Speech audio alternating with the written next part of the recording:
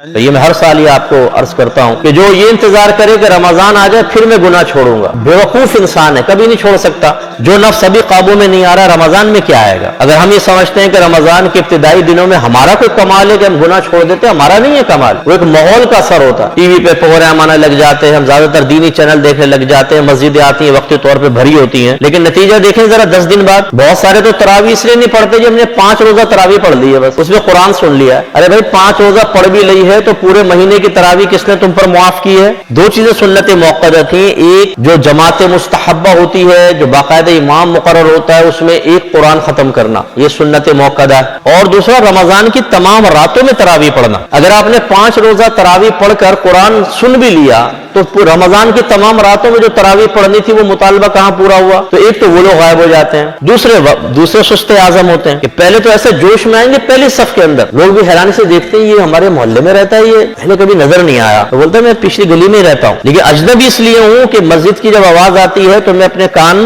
پہ اور تکیہ ڈھک لیتا ہوں، الصلاۃ خیر من النوم سن کر، اتنی توفیق نہیں ہوتی کہ مسجد میں آ جاؤں۔ رمضان میں جوش چڑھا ہے، اب دیکھیں کیا پہاڑ توڑتا ہوں، تو پھر وہ کچھ دن کے لیے مانوس سا بنتا ہے، پھر اجنبی ہو جاتا ہے، پھر آپ ڈھونڈتے رہیں آپ کی نگاہیں غائب ہو جائے گا۔ 4 روز 5 روز کا جوش ہوتا ہے۔ ہمارے نوجوان 2-3 دن تک ٹک ٹاک سے دور رہتے ہیں، اس کو طلاقیں دینے کی کوشش کرتے ہیں، لیکن رجع پھر آ جاتی ہے اور رجوع کر لیتے ہیں، کیونکہ طلاق رجعی دی ہوتی ہے، تو 3 طلاقیں دی ہوتی، مغلظہ ہوتی طلاق تو چلو حلالہ کے بغیر ممکن نہ ہوتا، لیکن وہ طلاق رجعی دی ہوتی ہے، تھوڑی سی دیر میں رجوع کر لیتے ہیں، پھر وہی رمضان ہوتا ہے اور وہ نوجوانوں کے میسج ہوتے ہیں، مفتی صاحب غسل فرض کر لیا اپنے اوپر، یہ گناہ کر لیا، وہ گناہ کر لیا۔ شوہر حضرات میسج کر رہے ہوتے ہیں کہ جی وہ ہم پہ بے قابو ہو گئے میاں بیوی اور جسمانی تعلق قائم کر لیا حالت روزہ میں۔ کیوں قائم کر لیا؟ اس لیے کہ تمہاری طبیعتیں قابو میں نہیں ہیں، تم نے کبھی نفس کو قابو میں کرنے کا ذہن ہی نہیں بنایا، آپ نے کبھی وہ طریقہ ہی نہیں سیکھا کہ نفس کو اپنی طبیعت کو کیسے روکا جاتا ہے۔ پورے سال 11 مہینے تک ہم نفس کی غلامی کرتے ہیں، وہ کہتا ہے کھانا کھاؤ، کھانا کھا لیا، کون سا کھاؤ؟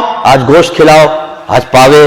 آج سوپ ہونا چاہیے، آج پھلا ہونا چاہیے، آج گرم چائے، کشمیری چائے جی، گرین ٹی، جو کہہ رہا ہوتا ہے فٹافٹ حکم، سرکار حکم فرمائے آپ اندر سے، اور نہیں تو رتنا نکال کے وہی چھیل کے رتنا کھا لی صاحب، جیم کھا لی، گٹکے، ماوا، اور دبا کے ساتھ جو نفس کہہ رہا ہے وہ پورے 11 مہینے غلامی کرنے والا 1 مہینے میں حاکم بن جائے گا۔ جیسے ہماری قوم غلام بنی پڑی ہے، جو مطلب ہو رہا ہے ملک میں ہونے دو، ہم سوئے ہوئے ہیں بالکل، ہر ایک کی زبان پہ کیا کروں گی میں، کیا کر سکتا ہوں؟ صحیح بات ہے، تم صرف ظلم سہ سکتے ہو، مار کھا سکتے ہو، ٹیکس دے سکتے ہو، پس سکتے ہو، ذلیل ہو سکتے ہو، ہر شخص ہم میں سے جو ہے وہ مقروض پیدا ہوتا ہے، ہم یہی کر سکتے ہیں، ہے ہی نہیں سوچ و فکر کہ ہمیں کیا کرنا چاہیے کیا نہیں کرنا چاہیے، وہ ہمیں نہیں ہے سوچ و فکر۔ دوسرا یہ اپنے اخروی معاملات میں، تو پھر مسئلہ یہ ہوتا ہے کہ پھر وہ روزہ ٹوٹ گیا، اچھا جی کیا کفارہ ہے اس کا؟ جس 60 روزے رکھنے ہیں آپ کو کفارے کے، اور 1 روزہ رکھنا ہے قضا کا، قضا کا علیحدہ ہوگا، 60 لگاتار رکھنے، بیچ میں گیپ نہیں، 59 رکھے 1 روزہ رہ گیا، دوبارہ نئے سرے سے گنتی شروع کرنی پڑے گی۔ تو اتنی سخت سزا، تو تم سو رہے تھے پہلے، تمہیں نہیں پتا تھا کہ تمہارے مذہب نے کیا تعلیم دی ہے؟ اب تم ایک دم اچانک اپنے مذہب کی تعلیم ہی بڑی اجنبی محسوس ہوئی کہ 60 روزے لگاتار، یہ تو بڑا مشکل ہے، تو مشکلیں تو دور ہو جاتے، وہ آسان کام چھوڑ دیتے، تمہیں تو وہ مشکل لگا اس سے بچنا، تو پھر یہ تو بدرجہ والا مشکل لگے گا، اب تو کوئی رعایت نہیں مل سکتی۔ تو کہتے ہیں ہم کھانا کھلا دیتے ہیں، پیسہ دے دیتے ہیں، لیکن اس کے روزے کے کفارے میں ترتیب اللہ نے ایسے رکھی ہے کہ پہلے روزے ہی رکھنے پڑیں گے، اس میں نہیں ہو سکتا یہ کر لو یہ کر لو۔ قسم کے کفارے میں ہو سکتا ہے، اس میں رعایت دی ہے، لیکن زہار کا کفارہ یا روزے کا کفارہ، اس میں پہلے 60 روزے رکھنے ہیں، جب آپ کو صحت حاصل ہے تو آپ کو رکھنے ہی پڑیں گے، اس میں آپ ہی نہیں کر سکتے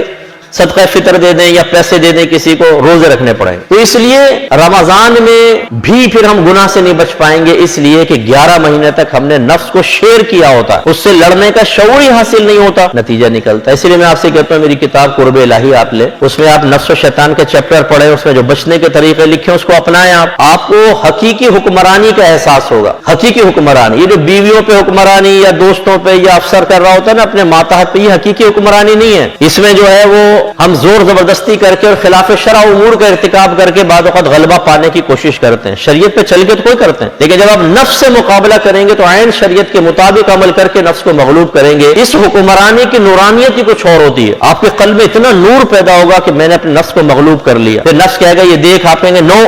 نفس کہے گا جی جو حکم، نفس کہے گا بول، آپ کہیں گے نہیں، کہے گا جی جو حکم، آپ کہیں گے نماز پڑھو، نفس کہے گا تھوڑا دیر میں، خبردار، اجی جو حکم، فوراً اطاعت کرے گا ہر چیز میں، نہ گناہ کی طرف بڑھے گا نہ کسی نیک عمل کو ترک کرے گا. اس طرح آپ جس نیک عمل کے بارے میں کہیں گے فوراً حاضر. ابھی ہماری صورتحال یہ ہوتی ہے کہ موڈ ہی ہوتا ہے ہمارا, کچھ اور کام نہیں ہے, موڈ ہے تو نماز پڑھ لی. لیکن اگر ہم گیم کھیل رہے ہیں, اگر ہمارے دوست آ گئے, اگر کوئی کرکٹ کا میچ چل رہا ہے, اگر کوئی اور ہم چیز دیکھ رہے ہیں, تو اندر سے آواز آتی ہے ابھی نہیں, دیر سے. جی لبیک. اس دیر میں اتنی دیر ہو جاتی ہے, بعد وقت نماز قضا ہو جاتی ہے. یہ اتنی سستی آتی ہے تو یار اب اتنی سستی آ گئی ہے نا, اب نہیں موڈ ہو رہا, قضا کر کے پڑھ دیں. کب تک ہم یہ غلامی